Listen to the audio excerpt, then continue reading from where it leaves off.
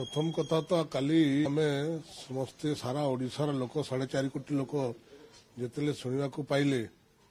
पुरीर गजपति महाराज जिते कथा रखिले जे ये चाउल मागिबा कथा अर्पण रथ बुलिबा कथा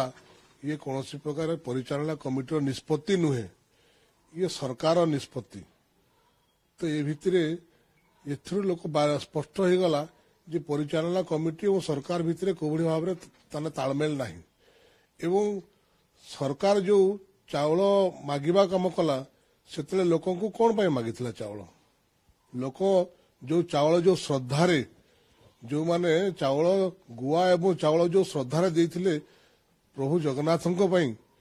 से चाउल जिते आज कथा उठला चाउल कुआडे गला कौन गला जिते कथा उठिला आज कहते खीरी पिठा कर बांटे तो क्या देवे कारण से चाउल समस्त इच्छा थिला जो 17 तारीख दिन से चाउल ये कौन से लगे सेटा ही समस्त आग्रह थिला सेटा ही समस्त श्रद्धा थिला किंतु से श्रद्धा को सरकार लोकों श्रद्धा सांगे खेल खेली लोकों भावना सांगे खेल खेली ओडिशार 4.5 कोटी लोकों जो तांकर श्रद्धा जगन्नाथ प्रति श्रद्धा जो सम्मान जो भावना सांगे खेल खेली कुठारघात कर तेणु या लोके केवे भी क्षमा देवे निश्चित आज जना पड़गला आज जना पड़गला जे सी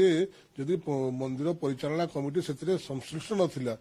से कौन निष्पत्ति नाला माने सरकार तार निजर कि भाव लोकों भागरे जो जगन्नाथ प्रति जो श्रद्धा सम्मान अच्छी ताकू नहीं गोटे राजनीति करने प्रयास करते जोटा आज पदारे पड़ा एवं जो लोक जो देते जो चाउल जो श्रद्धार देते आज ताहाकू जो भाव में व्यवहार करने कथा उठुची अति दुर्भाग्यर कथा।